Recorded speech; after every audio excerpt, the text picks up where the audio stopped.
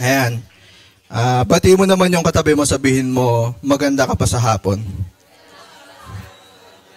Okay, sige. Kahit parang kahit yung iba sa inyo parang labas sa ilong yung pagkakasabi. Tanggapin isang ito ngayon, okay. So ayan po, bago tayo magsimula, yung kumuha tayong lahat, tayo manalangin sa hapong to. Lord, salamat Panginoon, muli Lord sa pagkakataon na kami makapag-aral Panginoon ng iyong salita. Dalangin ko sa iyo Panginoon na ikaw ang manguna, ng iyong banal na Espiritu Panginoon ay bumaba Lord sa aming kalagitnaan upang kami Lord ay gabayan Panginoon sa matanggap naming salita mula sa iyo Lord. Upang ito Panginoon ay manood sa aming puso, sa aming isipan Panginoon at magkaroon Lord ng bunga, ng application Panginoon sa kanya-kanya mga buhay. Sa hapon to Panginoon, tanggapin mo Lord ang aming worship Panginoon sa pamamagitan ng pakikinig Lord ng salita ng Diyos. At Lord, dalangin ko rin po sa iyo Panginoon na patuloy kang maluwalhati madakila. Ang lahat ng ito Panginoon ay tanging sa iyo at para sa iyo lamang. Ito po Panginoon ang aming samot dalangin sa pangalan ni Jesus. Amen. Ayan, okay po. So, ngayon po, nandito pa rin tayo sa ating series ng Colossians for the month of September. Ayan. Alam ko nasabi ni Pastor last week na ako dapat yung magpipreach dito last week. Kaya lang umuwi ako ng Coron last week. Kasi may bagong bukas doon na coffee shop. Medyo gusto. So, ayun, umuwi ako saglit doon. Nagkape lang ako. Ayan. Oh, yung iba nayabangan na yun. Yung mga bago, sabi ng mga bago, ito pala dito. Ang yabang nung nagpipreach. Okay. Para po sa mga bago, sa hindi nakakilala sa akin, ako po si Kuya Ian. Okay. Welcome po sa SLC Church sa lahat ng mga bago. And salamat sa nagdala sa inyo dito. Ayan. Hindi po kayo nagkamali na pagbigyan yung mga nag-invite sa inyo para masama rito sa church. Okay. Dito po sa pag-uusapan natin, alam ko binanggit na rin ni Pastor, pero siguro medyo i-recap ko lang. Yung Book of Colossians, sinulat to ni Paul para sa mga tiga Colossae. Sabihin nyo nga Colossae. Okay. Sinulat to ni Paul para sa mga tiga Colossae kasi merong problem that time na na-raise up sa kanya. Problem sa mic. Merong problem that time na na-raise up sa kanya regarding sa Colossae or sa church sa Colossae, yung Colossians. So, ayun, sinulat ni Paul to na meron siyang dalawang part. Yung first part, it contains doctrinal instruction about Christ and false philosophies. So, yung first part, tungkol siya kay Kristo at tungkol sa mga maling katuruan. Yung pangalawang part, tungkol naman siya sa practical exhortation regarding Christian conduct. Tungkol naman siya sa kung paano ba dapat tayo kumikilos, paano tayo namumuhay bilang isang Kristiyano. And ayun nga, ang kasi nito, that time, nagkaroon ng mix sa culture.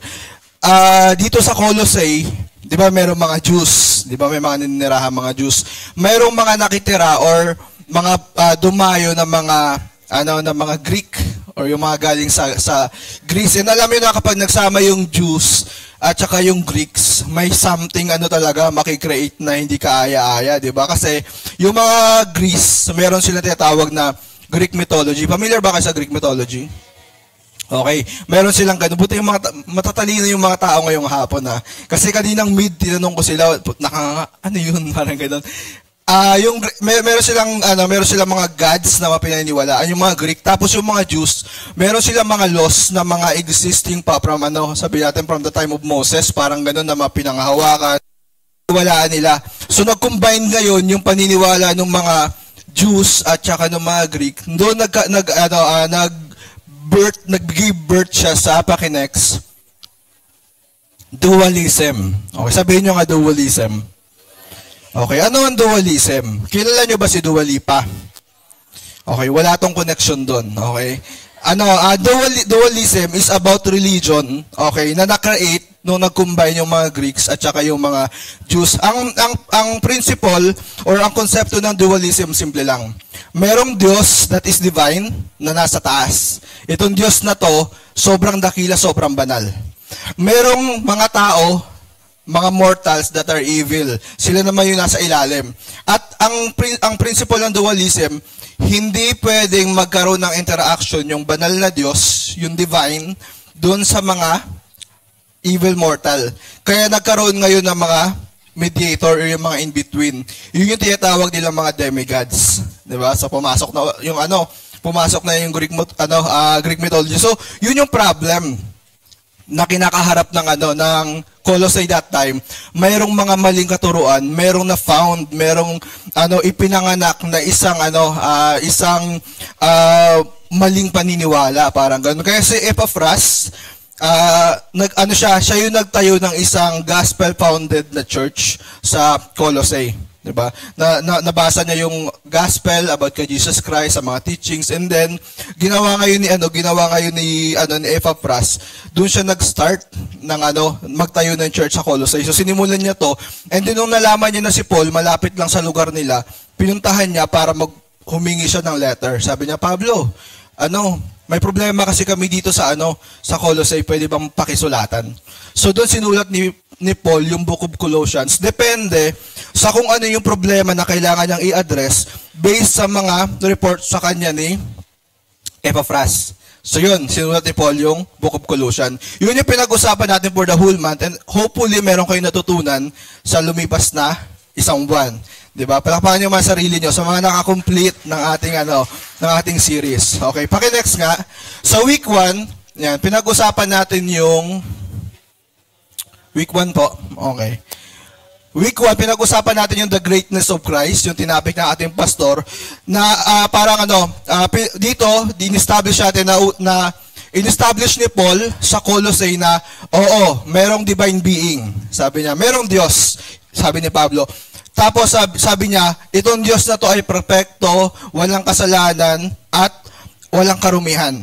Pero, binigyan linaw ni Pablo na ang Diyos na to, hindi siya nag-isolate sa itaas-taasan. Ang Diyos na ito ay nagkatawang tao, bumaba sa lupa. At ang Diyos na to ay hindi siya walang pakialam sa tao, kundi itong Diyos na to ay namatay para sa ating mga kasalanan. Yun yung binigyan linaw ni Paul sa first part. Sa week 2, pinag-usapan natin yung false teaching threatening Christian believers. Binigyan naman ng linaw ni Pastora yung parang in-address niya yung mga doctrinal issues against pagan teaching, kasi nga syempre ang dami ng mga practices, ang dami ng mga katuruan ng mga mali dahil sa mga blending and mix ng mga culture. So nung ikalawang week, pinag-usapan natin yung absolute and supreme truth from God and unchanging and divine wisdom of right from wrong. Kung ano yung tama, ano yung mali, ano ba talaga yung katotohanan base sa salita ng Diyos. And week 3, ito yung second part ng Book of Colossians, yung practical matters of the faith. Dito, in-address dito yung issue or yung problem of individuality. Kasi that time, nung nag-raise up yung dualism, meron silang tinatawag na parang individual pursuit towards holiness. Parang ganito, kung gusto mo maging banal, kung gusto mo maging spiritual na tao, kailangan matuto kang mag-sacrifice, i-pursue mo yon on your own. Di ba? Opposite siya sa sinasabi ni Jesus Christ or sa ginawa ni Jesus Christ na nag-found siya ng church. Kung gusto mong mag-grow, kailangan nasa community ka o believers. Kung gusto mong mag-grow, kailangan nasa light group ka. Kung gusto mong mag-grow, kailangan nagsisimba ka. Parang ganun, opposite siya. Dito parang sinasabi ng individuality. Kung gusto mong mag-grow, individual, kailangan i-approach mo yun. And ang way para daw ma-approach yung pagiging spiritual, unang-una, kailangan mo mag-abstain sa mga bagay na gusto ng laman. Una, hindi ka pwede makipagrelasyon. Sabi mo sa atin mo, kaya mo ba yun? Okay. Hindi ka pwede makipagrelasyon. No physical touch, di ba? I-abstain mo yung sarili mo from that wants and from that longing na meron ka dapat taong minamahal at meron taong nagmamahal sa'yo. Di ba? Pangalawa, hindi ka dapat magkaroon ng desire sa pera, sa lapi, or ari-arian. So, hindi ka pwede magkaroon ng mga bagay na yon. Bakit? Kasi nga, ginigive up mo yung mga bagay na gusto ng laman in order for you to become spiritual. Yun yung ng individuality. Pangatlo, hindi ka pwedeng kumain. Okay? Yun yung pangatlong ng individuality. I-abstain mo yung iyong sarili sa kagustuhan mo na i-satisfy yung craving or yung hunger na naramdaman ng ating laman para daw ikaw ay maging spiritual being. Di ba parang gano'n? Yun yung katuruan nila that time. And dito, sa week 3 natin, diniscuss ni Pastor na yun nga, as Christians, di ba, dapat responsible tayo with our actions kung nasan man tayo, nasa family, nandun man tayo sa ating mga classmate, ikaw bilang anak, bilang asawa, bilang nanay, bilang tatay. Lahat yun diniscuss ni Pastor sa ating week 3. So sa ating last part, yung close natin itong series na to with this topic, paki-next nga. Ang pag-uusapan natin is about Christian language. Diba? Sabihin nyo nga, Christian language. Okay. At yung verse na pag-uusapan natin, pakibaba nga. Colossians 4:6, sabi dito, let your conversation be always full of grace, seasoned with salt, so that you may know how to answer everyone. So ang pinapag-uusapan natin ngayon ay kung paano ba dapat makipag-usap, makipag-converse, makipag-communicate ang isang Christian? Paano ba dapat tayo yung manalita? Di ba? Parang yun yung pinaka-pag-uusapan natin dito. And sa Colossians 4:6, sinabi rito ni Pablo, ito yung letter niya sa mga taga-Colossians, na dapat daw kapag ikaw ay nakikipag-usap dahil ikaw ay isang Christian, dapat yung iyong salita ay full of grace. Sabihin niyo, full of grace. At pangalawa, seasoned with salt. So yun daw, as Christian, dapat ganun ka magsalita, full of grace and seasoned with salt. Alam niyo, napaka-powerful ng word. Sa next natin na verse, sabi sa John 1:1, in the beginning was the Word, and the Word was with God, and the Word was God. Sobrang powerful ng word na lahat ng bagay sa mundo created through word. Di ba sinabi ni Lord, let there be light, and there was light, let there be blah, blah, blah, and there was blah, blah, blah. Di ba parang ganon? Nalikha ang lahat ng bagay sa pamamagitan ng salita ng Panginoon. Tapos, familiar kayo sa story ng Torre ng Babel? Di ba yung time na nagtayo sila ng Torre kasi gusto nilang magtayo ng isang Torre na aabot hanggang sa langit, aabot hanggang sa Diyos. Paano sila in-stop ni Lord sa sa insanity nila? Kinonfuse ni Lord yung kanilang tongues. Yung hindi na sila makapag-usap. Bakit? Kasi yung foreman doon sa taas ng Torre sumisigaw, ching ching kwang kwang kwa chikwa. Yeah? Tapos yun na doon sa may baba, hindi sila makapag-communicate, nagkaroon ng language barrier. Yun yung ginawa ni Lord, in-stop niya yung word. Kaya nangyari ngayon, napigilan niya yung sa Tower of Babel. So, sobrang powerful talaga ng word. Alam nyo ba, na kung paano ka magsalita, kung paano ka mangusap, it says a lot about you. Naniniwala ba kayo doon? Kunwari, asan yung bago natin? Pwede mo pakitaas yung bago natin? Yung bago, huwag kayo mag-alala, hindi ko kayo mapatayuin o kahit ano. Gusto ko lang makita yung kamay. Asan yung bago? Ayan, dalawa. Silang dalawa, bago sila rito. Pero, once na makausap mo silang dalawa, based pa lang sa kung paano kanila sasagutin, paano sila magsalita, meron ka na kagad idea kung anong klaseng tao to sila. Anong pangalan mo, Brad? Paklibar ka? Pangalan mo, Paklibar? Apelyado mo, Paklibar? Anong pangalan mo? James. Ano mo si Rocky? Tanile, wala? May Paklibar kami dito eh. O, mamamabait yun. O, huwag ka mag-alala. So, ayan, si James, di ba? Si James Paklibar, di ba? Kahit hindi natin siya kilala, once na narinig nyo siya paano siya magsalita niya, di ba? Alam ko meron na kayong idea, meron na kayong iniisip kung anong klaseng tao si James based pa lang sa kung paano siya magsalita or paano siya mangusap. Amen ba? Amen ba? Okay. So ganun nga, kapag kung paano tayo magsalita or mangusap, meron kaagad tong nagiging impression or na itatanim na na parang impression sa ibang tao kung sino tayo. Halimbawa, sabihin natin, bigyan ko kayo ng senaryo. Anong impression ninyo kapag nakakita kayo ng isang tao na Inglesero? Ha? Ano? Mayaman, okay. Mahirap intindihin. Ikaw lang yun, nakaintindi kami ng English. Okay. Tinanong ka, diba? Sir, saan ba yung papuntang Divisoria? Okay. You straight that way, and then you go there, and then you go. Diba, parang ganun, narinig mo yung English. Wow, Inglesero, parang ganun, ganyan-ganyan. Ang unang magiging impression mo ay, siguro siguro matalino to. Di ba, parang gano'n. Siguro may pinag-aralan, siguro mataas ang pinag-aralan nito kasi ang galing mag-English. Lalo pag may accent pa, di ba? Hey man, where are you going? Pero may accent pa na gano'n. Matalino to. Yun ang kagad nyo, parang hindi mo kilala yung tao, pero nagkakaroon ka ng impression kung sino siya or kung ano siya, depende pa lang dun sa mga words or sa kung paano siya magsalita. Kapag nakarinig kayo ng babaeng taklesa or talakera, yung parang walang preno yung bibig, ano yung magiging impression ninyo sa ganitong klase ng tao? Ano? Ano po? Sige, pakilakas.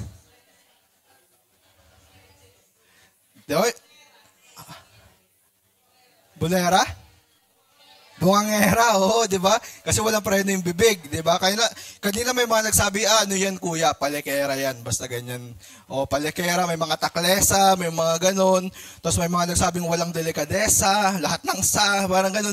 Dahil lang dun sa wala siyang preno magsalita. How about kapag nakarinig ka ng tao na ganito magsalita? Yung nga, nagalit si Erma at si Erpat pre. Di ba? Nanghihingi na ako ng itnib, di ako binigyan. Parang ano magiging impression nyo pag ganon? Ha? Tama si Nanay Lori, tambay, oo. Malamang sa malamang, tambay ito, wala tong trabaho, pabigat to sa lipunan. Di ba ganon? Dahil lang sa kanyang, Tom Goods na naman ako. Yung parang mga ganon mga salitaan, yung baligtad, mga salitang kanto.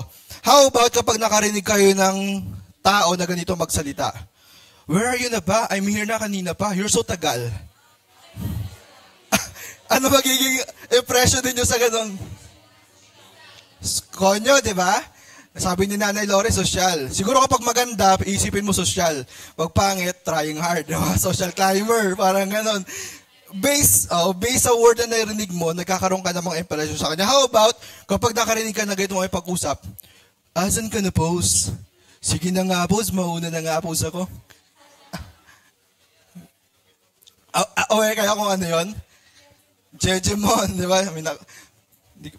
Si Jay na nakasagot. Ano ba ibig sabihin nito? Ano to? Medyo mga thunders na yung Okay. So, kapag gano'n yung magsalita, Jejemon, anong impression natin sa mga Jejemon?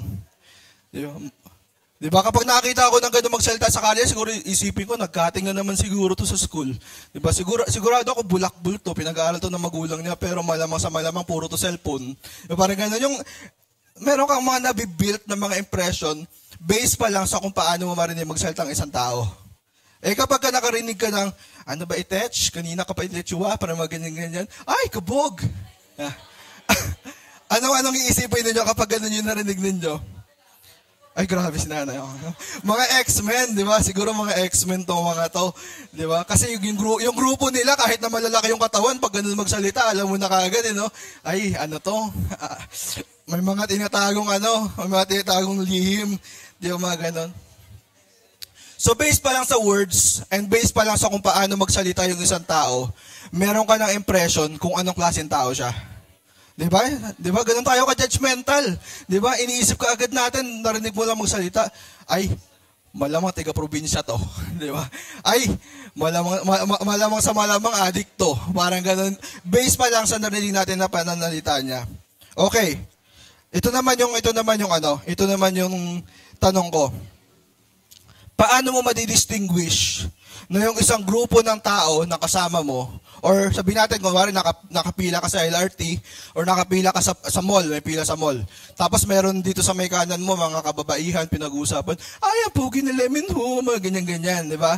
So, alam mo na kagad, ay, itong mga mga K-drama addict tong mga to, mga ganyan-ganyan, mga high standard, mga ganyan. Tapos sa kanan, may mga lalaki na, pre, payosin naman ako, mga snatcher tong mga to, parang ganon. Diba? Paano madidistinguish na yung taong nasa paligid mo ay Christian? Diba? Kunwari sabihin, ano yung markers? Para sa inyo, ano yung mga markers ng isang group para masabi mo na, ay, Christian siguro yung grupo na yun. Parang ganon. Sige po, ideas.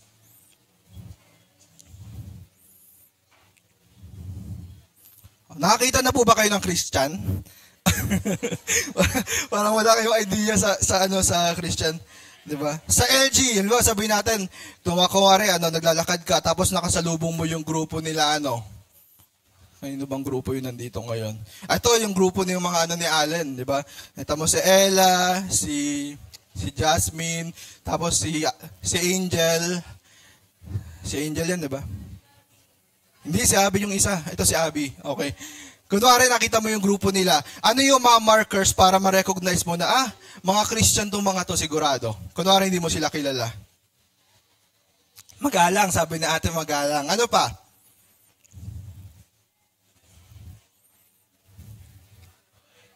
Mabait? Ang galing mo naman, nalaman mo yun. Nag-uusap lang sila. Okay? Nalaman na, mababait itong mga to, masunurin to sa magulang. Parang gano'n. Naghuhugas to ng plato sa bahay. Mga gano'n. Para sa akin, ito, kung ako yung nasa line, kunwari, tapos makakarinig ako ng gano'n, masasabi, parang nagkakaroon ako ng impression na Christian yung grupo na to. Unang-una, kapag kanina pa sila nag-uusap, tapos wala akong naririnig na nagmumura. Diba? Kasi sobrang rampant ng pagmumura ngayon, pati mga bata na nagtatouching doon sa may labas ng bahay namin, diba? Ay, talagang mura kong mura diba? Kaya pag nakakita ka, rare yung makakita ka ng grupo na ang tagal na nag-uusap, tapos wala kang naririnig na namumura. Ang maisip mo agad ay Christian to. Diba?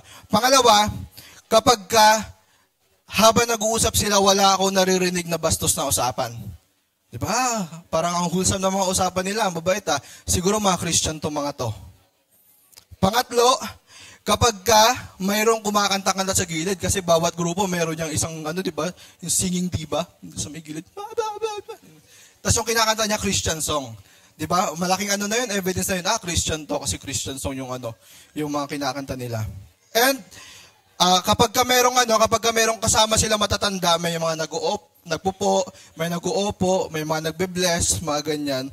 At, maririnig mo yung mention once in a while na si God, si Lord, si Christ. Amen?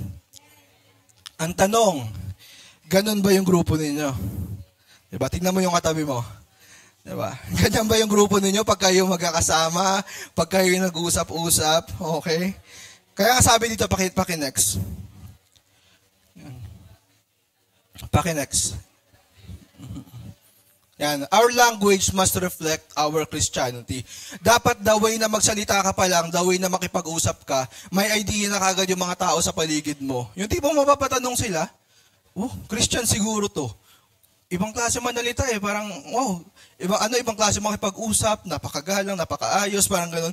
Siguro Christian to. Yung sinasabi natin na dapat nare-recognize ka agad na Christian ka, narinig ka pa lang nila na magsalita. Okay, nagsabi ka pala ng good afternoon, sir. Uy, Christian siguro to. Di ba? Kasi sobrang nakaka-bless yung pagkakasabi ng good afternoon Parang ganun. Ganun dapat as Christian, nare-recognize tayo based on our words. Pero yun nga, yung sinabi ko kanina, madaling ma-recognize if you are a Christian kapag ka nasa group ka ng believers. Di ba? How about kapag paki-next nga, Colossians 4:5, be wise in the way you act toward outsiders. Make the most of every opportunity. Paano naman, di ba? Paano naman kapag hindi na yung mga kasama mo sa church yung kasama mo? Di ba? Christian ka pa rin ba? Makipag-usap? Di ba? Ano pa rin ba? Evident pa rin ba? Nagsashine pa rin ba? Halata pa rin ba na Christian ka? Kahit na yung mga kasama mo nagmumurahan, kahit na yung mga kasama mo kung ano-ano pinag-uusapan, na mga kalokohan, mga kabastusan, shine pa rin ba? Alam mo yun, kapag ikaw kasi, isa kang Christian na talagang evident, or sabihin natin talagang halatang halata, based sa pananalita mo, kahit yung mga classmate mo na mga bastos, hindi mag-uusap ng bastos yan pag nandiyan ka Di ba? Mahihiya sila kasi andyan ka parang ganoon. Kasi nga, with the way you talk, di ba kung paano ka nagpag-usap, paano ka nagsalita, yung mga choice of word mo, talagang kitang-kita yung pagiging Christian. Kaya naman, natatransform pati yung circle natin na nasa labas. Amen po ba? Okay. Sabi dito, si Paul, ang pinaka-pinafokusan niya rito, yung sinabi niya na dapat daw, pag nag-uusap tayo, full of grace, tsaka ano yung isa? Ano yan? Seasoned of salt. Seasoned with salt.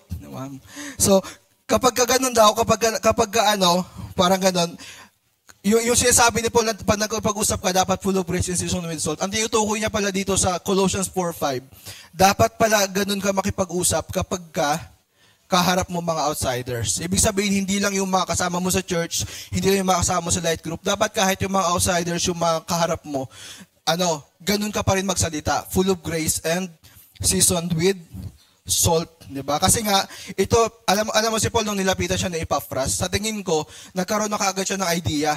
Sabi niya, Ang Book of Colossians ay ang church nung Colossians, ang member nila, small church lang sila kundi lang yung member nila. Kasi simula pa lang i-found yun ni Epaphras. Parang ang member nila, sabi ng mga Bible scholar, umaabot pa lang daw ng nasa more or less 45 people.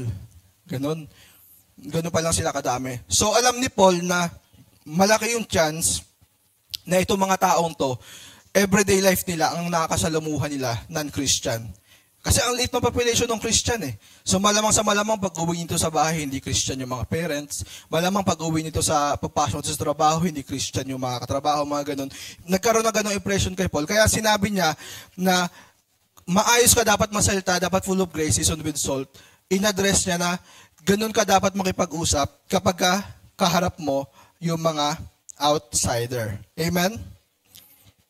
Okay, sabi sa next verse natin, Matthew 15:18, sabi rito, but the things that come out of a person's mouth come from the heart, and this defile them. Meron kasi yung sa time ni Christ na yung mga teachers, di ba, mga teachers of the law, sobrang concerned sila sa mga bagay na, yung mga bawal, di ba, yung bawal kumain ng ganito, bawal kumain ng ganyan. Kaya sinabi ni Christ na, alam mo, actually, hindi naman talaga yung mga pumapasok sa bibig mo, yung nagpapadumi sa'yo Hindi yung kinakain mo, kundi kung ano yung lumalabas sa bibig mo. Ibig sabihin ni Christ, kung paano ka magsalita, kung ano yung mga words na ginagamit mo, paano ka makipag-usap sa ibang tao, yun yung nagde-defile sa'yo. Doon ka nagja-judge as taklesa, doon ka nagja-judge as palekera, doon ka nagja-judge as hambog, doon ka nagja-judge as makulit, mayabang. Depende sa kung ano yung lumalabas sa bibig mo. Kaya parang inano dito ni Jesus Christ na kailangan tawag dito, as Christian, we must be recognizable. Yung alam mo kagad na Christian, the way pa lang na tayo ay magsalita. Sabi nga nung Colossians 4:6 pakinext nga, sabi niya full of grace. Dapat daw, pag nagsasalita tayo, dapat ay full of grace. Sabihin niyo nga ulit, full of grace. Ano ba ibig sabihin na full of grace? Ibig sabihin ba nito, dapat malumanay, dapat mabagal ka magsalita? Yung ba ibig sabihin ng full of grace? Diba yung, hello po, good afternoon po, kamusta naman po kayo? Talaga nakakatuwa naman po. Ikaw kanina ka pa, ang kulit-kulit mo, gusto na kitang sapakin. Parang ganun ba? Yung may ibig sabihin ng full of grace na parang ang hindin, di ba? Kasi sabi ng Bible, full of grace. Actually, hindi. Ang ibig sabihin ng full of grace na sinasabi ng Bible, hindi necessarily na dapat ang bukang bibig mo ay hallelujah, praise the Lord, amen. Hindi necessarily na ganoon. Or hindi necessarily na parang every time na magsalita ka, puro ka Bible verse, parang ganoon. Hindi ganoon yung ibig sabihin ni Pablo sa full of grace. Ibig niya sabihin, the way we talk or the way we speak, dapat attached doon yung Word of God. Nandun yung essence, nandun yung foundation, nandun yung principle. 'Di ba? Parang ang gusto niyo sabihin ganito. The way na magsalita ka, nagre-reflect yung sinasabi na grace or yung sinasabi na biyaya, yung sinasabi na pag-ibig ng Diyos. Yung tipong kapag ka nagsalita ka, ramdam na ramdam ng ibang tao na meron kang Diyos. Meron kang salita ng Diyos. Meron kang nandun yung pag-ibig or yung pagmamahal ng Diyos. So dapat every motto, every slogan, every quotes, yung mga ganun yung kapag magsasabi ka, merong laman na nagko-contain or nandun yung essence nung pinanghahawakan natin na Word of God. Nagigets na ba ako?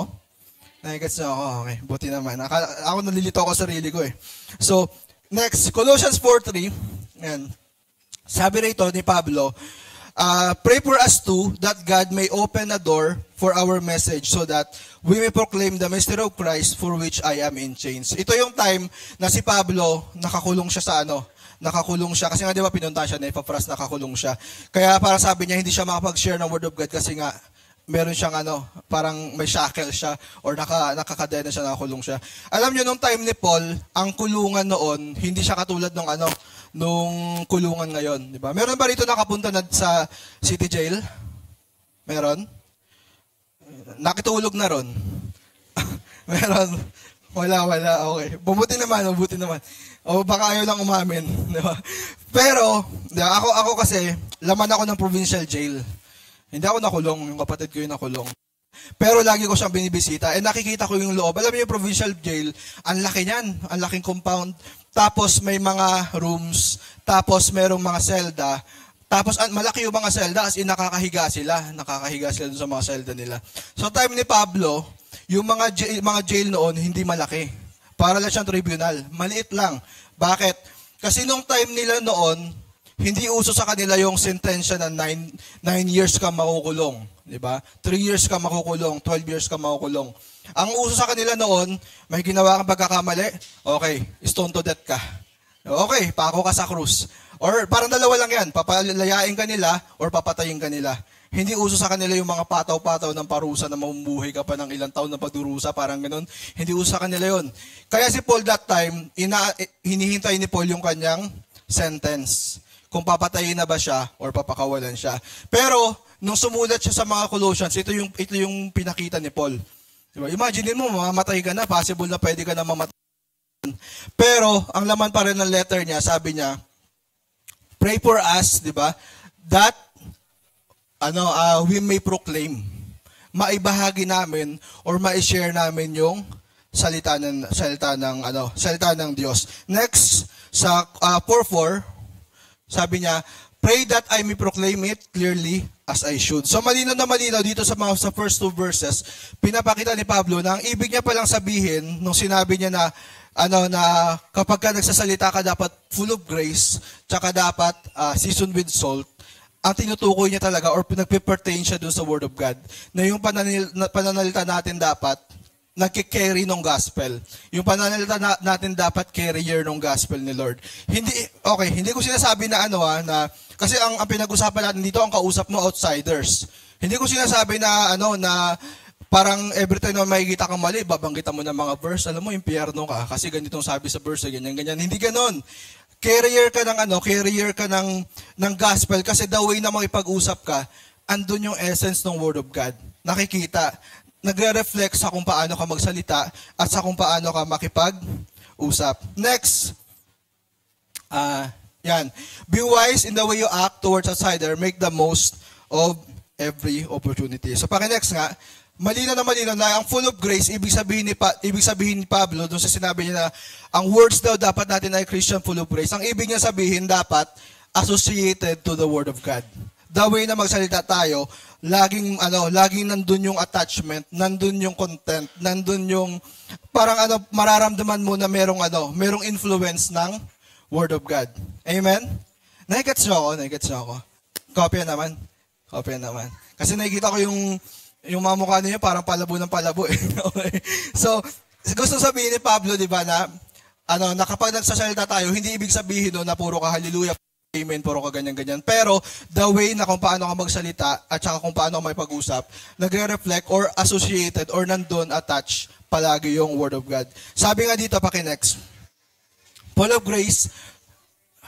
of grace means we are mindful of what we say. Okay, of what we say. Ang bobo mag-English. We are mindful of what we say. Ibig sabihin daw, kapag tayo bilang Christian, dapat kapag nagsalita tayo, we are mindful na yung sinasabi natin are accurate. Diba? Tama. Diba? Kasi alam natin yung Word of God, alam natin yung laman ng Bible, kasi nagde-devotion tayo, kasi umatin tayo ng Sunday service, nakikinig tayo ng mga preaching, nagbabasa tayo ng Bible. Kaya aware tayo sa kung ano yung information about Christ or about the Bible. And yun yung marirelay natin. Kaya nga dapat we are mindful of what we say. Sobrang laki ng influence na pwedeng mangyari sa'yo based on wrong or misinformation. Alam nyo ba, nung nag-aaral ako ng college, meron kaming prof sa structural na hindi masyado nagtuturo na maayos. Pag nagtuturo yun, talagang parang 30 minutes siyang nakaharap sa attendance niya, di namin alam kung ano ginagawa niya ron. Di ba kami naghihintay lang, sir, anong oras mag-start yung klase, mga ganyan-ganyan. Ganyan lang kami. And then, meron kami lang question sa kanya kasi meron siyang pinakita sa amin na plan. May nakalagay doon girders, tsaka may nakalagay doon beams. So, tinanong namin siya, sir, ano bang kaibahan ng girders at tsaka ng beams? Ganyan namin siya. So, in-explain niya sa amin, sabi niya, girders kapag ang sinasalo ay floor, beams kapag sinasalo ay roof. Sa mga hindi nakakaalam, mali po yun. Okay? Pero that time, hindi namin alam na mali pala yun. Hanggang sa graduate na kami, nagtrabaho na kami ng mga classmate ko, napunta kami sa isang company na kung saan layout kami ng structural, pinaglalagay ko doon sa flooring, pinaglalagay ko puro G1, G2, G3, G4, ganyan. Pagdating ko sa roofing, pinaglalagay ko puro B1, B2, B3. Nung nakita siya nung boss ko that time, sabi niya, bakit ganito yung drawing mo? Ano yan? Bakit parang ganyan yung mga labels, ganyan. Tapos i-explain ko sa kanya, sir, kasi di ba ganito? Di ba ganyan? Sabi niya sa akin, sino nagturo sa'yo niyan? Sabi ko, yung yung prop namin sa school.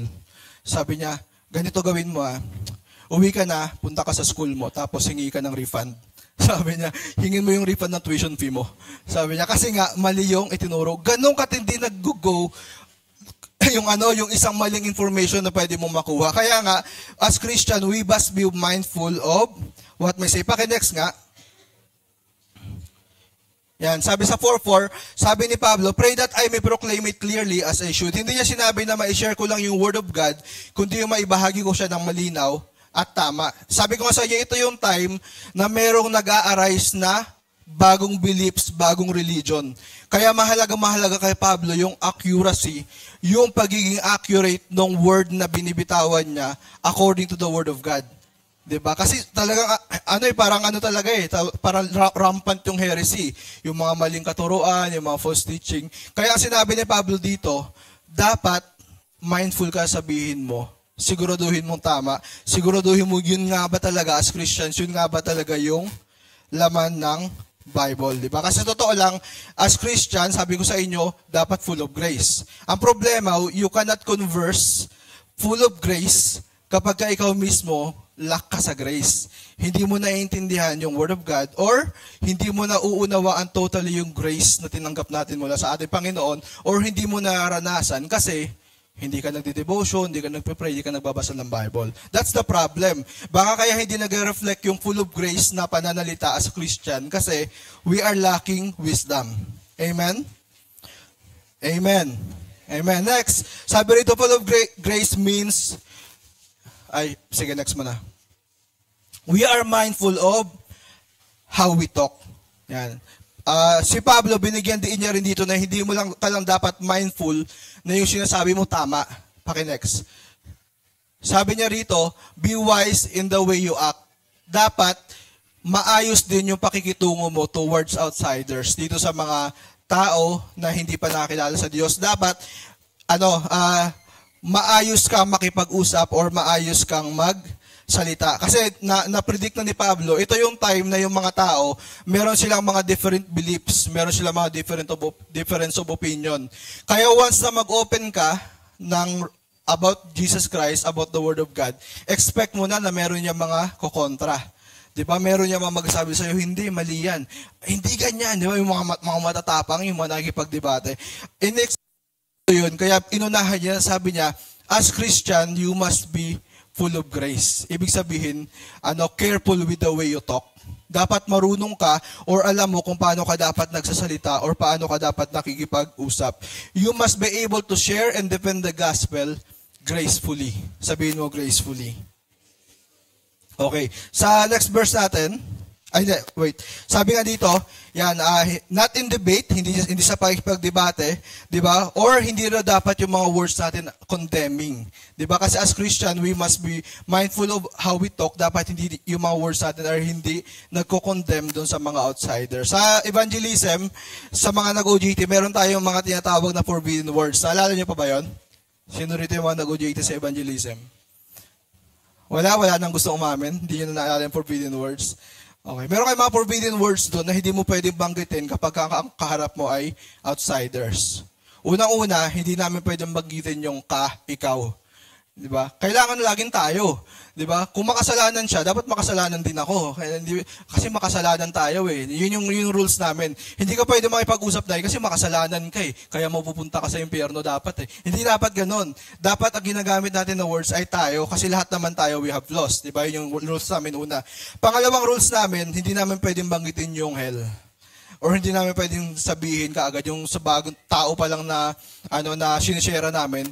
Ano mo na kagad, bubulatlat mo na kagad, impyerno. Mapunta ka sa impyerno, pag di ka tagbago, sige, umayos ka. Diba? Paano magiging yun? Paano magbabago yun? So, yun nga, we must be careful in the way we talk, or we must know 'di ba? How to talk, 'di ba? Like a Christian. Sabi nga ng verse, a gentle answer turns away wrath, but a harsh word stir up anger.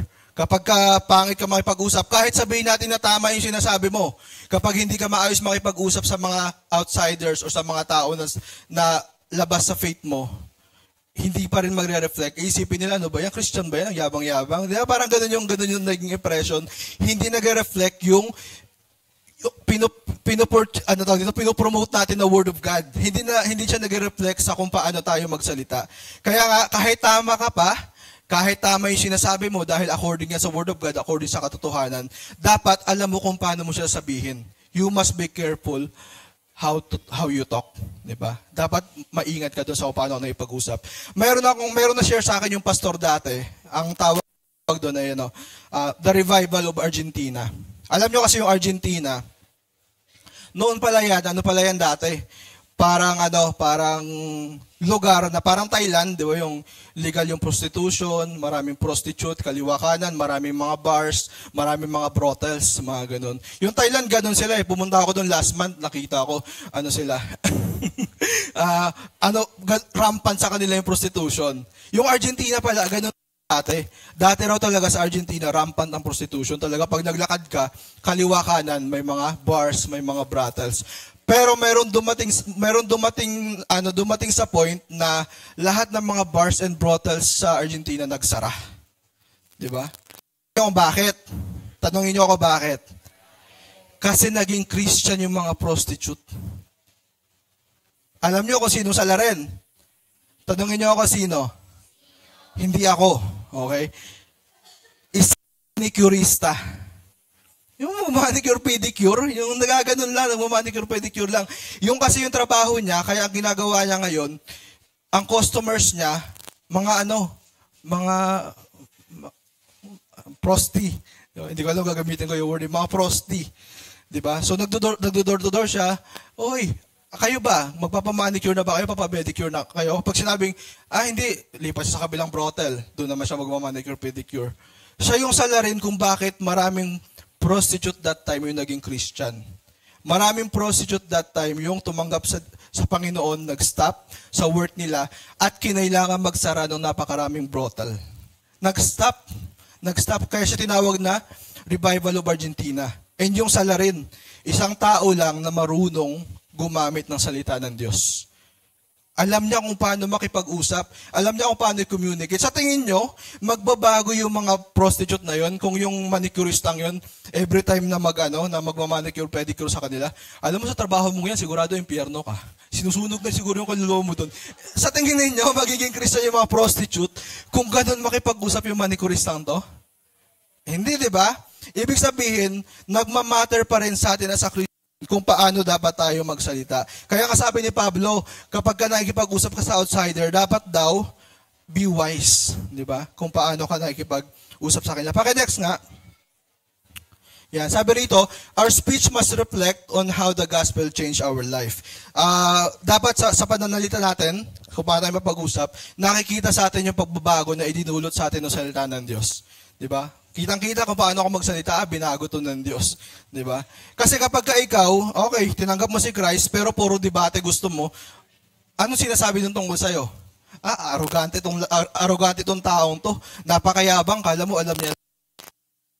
Totally opposite siya sa pinopromote natin. We are promoting love, pero we are being arrogant. Kasi ang hilig-hilig mo makipagdebate sa kung sino-sino. Di ba? Para lang ma-prove na tama ka at tama yung beliefs mo. Kapag ka ikaw daw na makipag-usap ka, condemning. Di ba? Yung parang ang bilis-bilis mo i-judge yung tao na kasi ka na makasalanan ka na, nagbago ka na, sigurado wala nang sa'yo si Lord, parang wala na yung kaligtasan ng Diyos sa'yo. Parang gano'n, kung gano'n ka uwi makipag-usap, di ba? Oppose siya doon sa pinopromote natin na grace. We are saved by grace. Lahat naman tayo makasalanan. Pero dahil ikaw, sobrang condemning mo magsalita, di ba? Hindi nagre-reflect sa'yo yung gospel. Hindi nakikita na merong pagbabagong na salita ng Diyos. And kapag ikaw yung klase ng tao na, alam mo yun, di ba? Parang ang bilis-bilis mo mag-judge na, yung mga yan, sigurado impyerno mapunta yung mga yan, mga halang ang kaluluwa niyang mga yan, di ba? Ganyan. Ganun ka magsalita, 'Di ba? We are promoting Jesus Christ as our lawyer, as our mediator, tapos ikaw ang bilis-bilis mo mag-judge. 'Di ba? It's not reflecting yung change na naidulot sa atin ng gospel ni Christ. Kaya nga napakahalaga na kapag tayo Christian, alam natin kung paano gamitin. Alam natin kung paano i-carry yung Word of God. Next, sabi rito, do not merely listen to the Word and so deceive yourselves. Do what it says. Dapat nakikita pa rin sa'yo kung ano yung sinasabi ng salita ng Diyos. And pangatlo, sabi dito, sige next, we are mindful when to talk. Full of grace means, alam mo dapat kung ano yung sasabihin mo dahil alam mo yung Word of God. Pangalawa, alam mo dapat kung paano mo sasabihin. Diba? Pangatlo, dapat alam mo kung kailan mo dapat sabihin. Amen? Next verse nga natin. Yan. Sabi rito ni Pablo, be wise in the way you act toward outsiders. Sabi niya, make the most of every opportunity. Sabi niya, kapag mayroong pagkakataon, samantalahin mo na. Pero hindi niya sinabi na lahat ng pagkakataon. Di ba? Ang ibig sabihin ni Pablo, mayroong mga right time, mayroong mga tamang panahon para i-brought up mo yung faith mo. Para i-brought up mo or ipakita or ibanggitin mo yung gospel or yung mga verses na mga baon mo. Pero before that, pakita mo na lang muna sa action mo kung paano ka dapat nagsalita, ano ba yung tamang you are speaking gracefully. Parang ganoon sabi ni Pablo kasi may tamang panahon para i-brought up mo. Kasi imagine mo kakilala mo pa lang shinera mo na kaagad ng Romans 6:23, John 3:16, kung ano-ano na yung mga pinag-share mo sa kanyang sa kanyang mga verse, 'di ba? Hindi niya alam kung ano yung buhay na meron ka, 'di ba? Kaya sabi ni Pablo dapat ipakita mo muna with your words na binago ka nga talaga ni Lord, maayos ka makipag-usap, maayos ka magsalita. And then tsaka sila makikinig sa iyo. Okay, meron akong office mate, share ko lang sa inyo. Ini-LG ko siya separate sa main LG namin. Meron kasi kaming light group. Pero ito ini-LG ko, hindi dito sa ko. Ini-LG sa labas kami nag-LG. Doon kami nagkikita. Tapos itong LG ko na to, working kasi siya. So sasabihin niya ako, kuya, niyaya ko yung office mate ko sa LG natin. Next week sasama daw siya. Sabi niya sa akin, so, wow, sabi ko, that's good ha. Sabi ko, malay mo, sabi ko, dyan ma-found tong SLC Quezon City. Sabi ko sa kanya, ganun. So, parang sabi niya, kuya, next week, sama ko yung next week. So, dumating na yung next week. Pagdating ng next week, wala pa rin siyang dala. Sabi ko, siya na yung sinabi mo na na office mate mo na sasama sa LG natin. Sabi niya, kuya, may ginagawa daw siya eh. Pero wag kasi, kinausap ko yung isa ko ng mga office mate. Sabi niya, next week, sasama raw siya. Sige, sabi ko, dalawa na utang mo sa akin ha. Yung next week, tsaka yung ngayon. Sabi ko, dalawang isasama mo sa LG. Sabi ko sa kanya. Sabi niya, kaya. So, dumating na yung next week. Pagdating nung next week, wala pa rin. Sabi ko sa kanya, ano nangyari? Sabi ko, akala ko ba sasama yung mo? Hindi kuya, sabi niya, hindi siya pwede, gumanon. Sabi, pero yung isang office mate ko kuya, sinabihan ko para pumunta. Ganun. Okay, sige, ganun. So, ganun yung takbo ng usapan namin. Hanggang sa one time, nagulat ako, hindi niya namin i-mention yung mga office mate niya na i-invite ko, isasama ko, ganyan-ganyan. So, sabi ko sa kanya, ano nangyari? Sabi ko sa kanya, di ba may mga office mate kang ini-invite, ginanong ko siya. Sabi niya, yun nga kuya eh. Sabi niya, kasi iniiwasan na nila ako ngayon eh. Sabi niya, wala nang kumakausap sa akin doon kapag nilalapitan ko, umiiwas na. Tapos sabi niya, kapag binobrought up ko yung Word of God, sabi niya, magbibigay ako ng mga verses, gaganyan ako. Iniiba na yung usapan. Sabi ko, alam mo yung problema, sabi ko sa kanya, yung problema, you don't know when to talk. Diba? Hindi mo alam kung kailan mo dapat binobrought up sa kanila yung ganung bagay. Sabi ko sa kanya, imagine mo, katabi mo maghapon, tapos maghapon ka sinishare ng Word of God, di ba? Sino ba namang hindi mabibisit doon? Kilala ko pa to, 2 Bible verse lang alam nito. Di ba? Maghapon, 2 Bible verse lang maririnig mo, tapos bukas ulit. Di ba? Parang ganun. Kaya sabi ko sa kanya, alam mo, maging katulad tayo ni Paul. Si Paul, kapag ang kaharap niya Sadducee, sinasabi niya Sadducee siya, para pakinggan siya ng mga Sadducees. Kapag kaharap niya Pharisee, sinasabi niya Pharisee siya, para pakinggan siya ng mga Pharisees. So, hindi siya nagsisinungaling kasi may blood naman talaga si Paul ng Sadducee at Pharisee. Pero ginagamit niya ng maayos, nag-i-strategize siya para marinig yung kanyang gustong sabihin, para marinig yung word of God. Kaya sabi ko sa kanya, alam mo dapat, strategist ka din eh. Dapat alam mo rin kung kailan mo dapat i-brought up. Pag tingin mong malabo pa, tsagain mo na lang muna, pakita mo through your words, yung grace ni Lord, yung kabutihan ng Diyos. And then, kapag nakita mong meron ng window, tsaka mo i-brought up yung verse. Sabi niya sa akin, yung pala yung mali ko kuya, ganyan-ganyan. Kaya sabi niya talagang iniiwasan na nila ako ngayon. Okay. So, merong tamang panahon, tamang pagkakataon, para i-brought up natin yung word of God. Pero, before that, mas watchful dapat tayo or mas mindful tayo sa kung paano ba tayo nakikipag-usap sa mga taong to in a normal conversation. Kasi sabi nito, dapat daw kahit nag-uusap lang kayo ng normal, na parang napapalitan lang kayo ng mga ideas, nagpapalitan lang kayo ng mga principles, nagre-reflect na yung Word of God sa'yo as a Christian. So yun, di ba yung sinasabi ng Bible na full of grace, attached, embedded, carrier yung salita mo ng Word of God. Ibig sabihin, hindi ka man banggit ng mga verse, hindi ka man alleluia, nakikita doon yung grace. Amen? Amen. Next, sabi rito, let our conversation be always seasoned with salt. Kapag tayo naman daw ay nagsasalita, dapat daw ay seasoned with salt. Diba? Okay. Alam nyo ba yung salt? Diba? Paki-next nga. Yan. Hindi, yung kasunod. Yan. Our speech must have the same effect as the truth of the gospel. Yung gospel ni Lord parang sinasabi ni Pablo na dapat yung pananalita natin is seasoned with salt or seasoned nung truth of the gospel. Alam niyo yung salt nung sinearch ko, kung ano-ano yung ibang gamit ng salt, ito yung mga lumabas. Sabi yung salt daw is a good preservatives. Maganda raw siyang preservative. Naalala ko dati pag nagpapa kami ng isda sa Palawan, pag nagpapa kami, si Balong nandito, si Balong na-experience din niya yan magpack ng isda. 'Di ba? Yellow isda tapos nilalagyan pa yan ng asin. Kasi good preservative yung salt. Pangalawa, yung salt daw ay add flavors or ito ay pampalasa. Okay, nagbibigay siya ng lasa. Sino rito mahilig ka ng egg omelette for breakfast? Sino rito favorite mo 'yon? Sige na, ipagluluto ko kayo.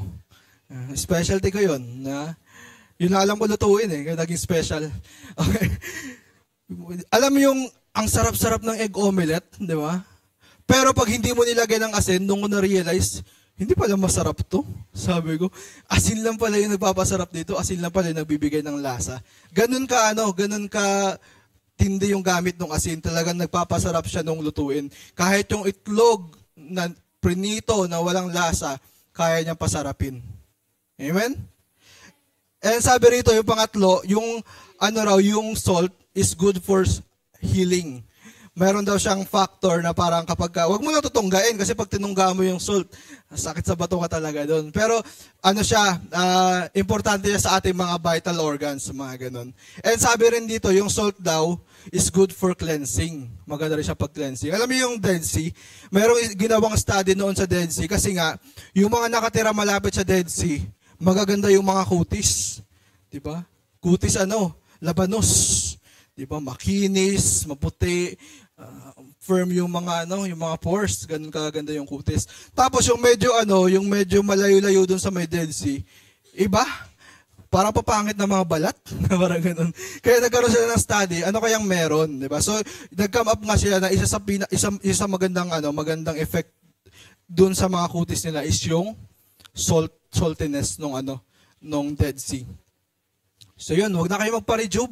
Di ba? Wag na kayong joke lang. Wag ganyan na lang kayo ng asin. Di ba? Magising nyo sa umaga, asin. Bago matulog, asin. So, yun. Sabi rito, dapat daw yung ating panalita ay seasoned with salt. Meaning, kapag nagsalita tayo sa Christian, paki-next nga, our words must be saving. Yung kapag the way na makipag-usap ka, the way na magsalita ka, merong naliligtas. Sabi mo sa katabi mo, merong naliligtas.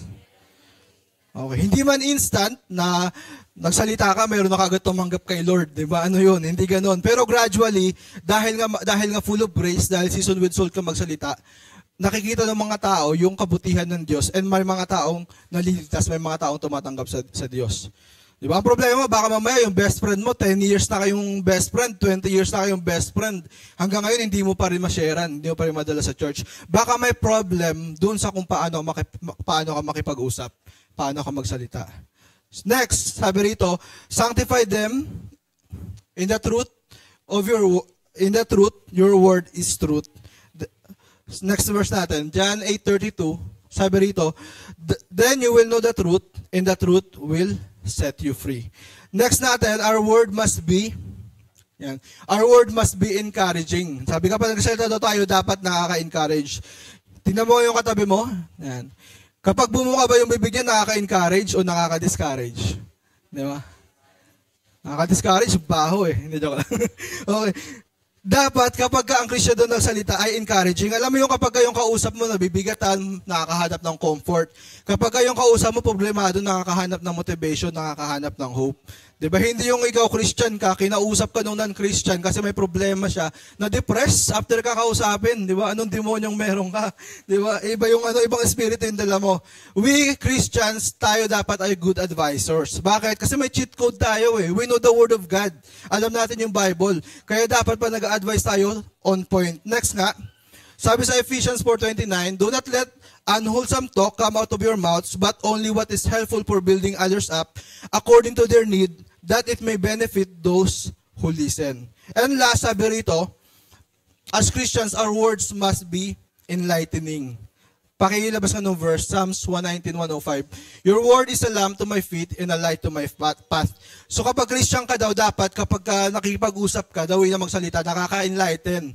Di ba? Alam mo yung meron kang kausap na hirap magdesisyon sa buhay niya kasi hindi niya alam kung anong pipiliin niya. Hindi niya alam kung sino yung pipiliin niya kasi ang dami niyang liligaw sa kanya. Yung mga ganung mga senaryo, because you are a Christian, di ba? Nakakapag-decide yung tao nung kinausap ka. Bakit? Kasi you shine a light, di ba? Nang according sa Word of God. Marirealize nung kausap mo, ay, dapat pala maghintay ako sa tamang panahon. Ay, dapat pala ganito. Ay, dapat pala ganyan. Oo, ipag-pray ko pala muna dapat. Kasi, di ba, nakaka-enlighten yung the way na makipag-usap ka.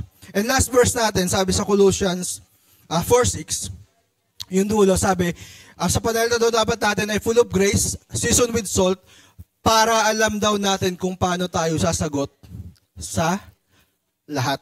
Sa kahit na sinong kausap mo. Ang church, di ba? Kahit sino pa yan, alam mo kung paano sumagot kasi nga maayos kang kausap, maganda yung iyong pakikipag-usap, maayos ang iyong word, full of grace and seasoned with salt. Isa pa nga, for the last time sabihin natin, full of grace and seasoned with salt. Okay, sige po, para po sa ating panghuli, tinatawag ko ang ating pastor.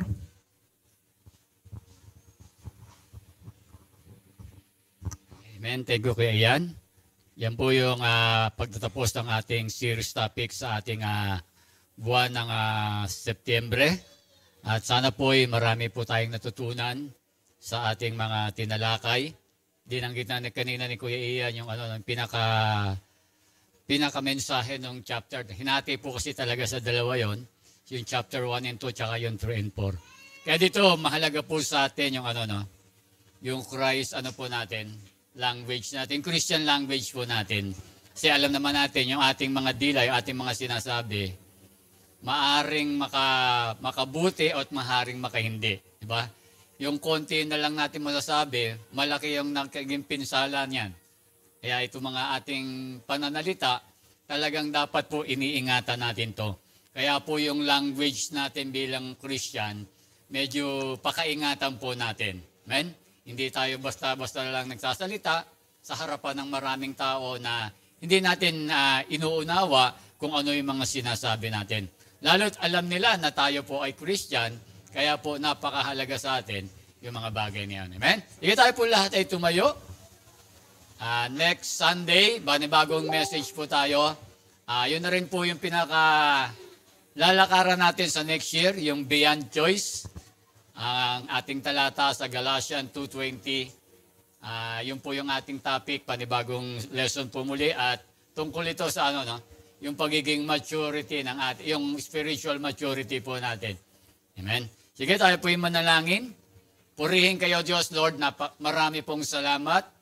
Muli po, Lord, natapos muli namin yung serye sa buwan ng Setyembre, yung pong The Book of Colossians.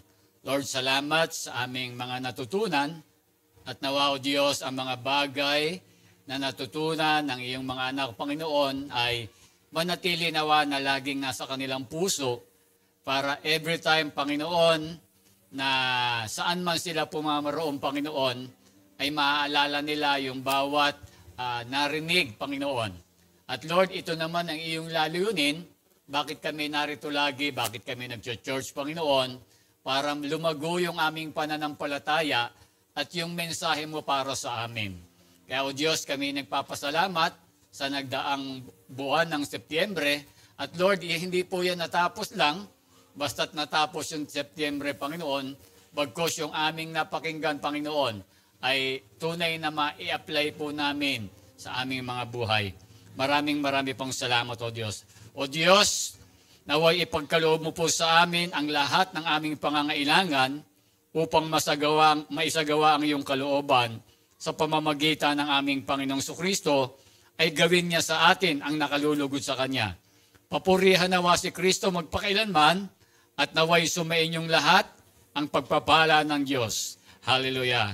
Ang pabiyaya ng Panginoong Kristo at ang pag-ibig ng Diyos at ang pakikiisa ng banal na Espiritu Santo ay sumainyong lahat. Lahat po tayo magsabi ng Amen. Purihin ang Diyos. Magandang gabi po sa inyo lahat.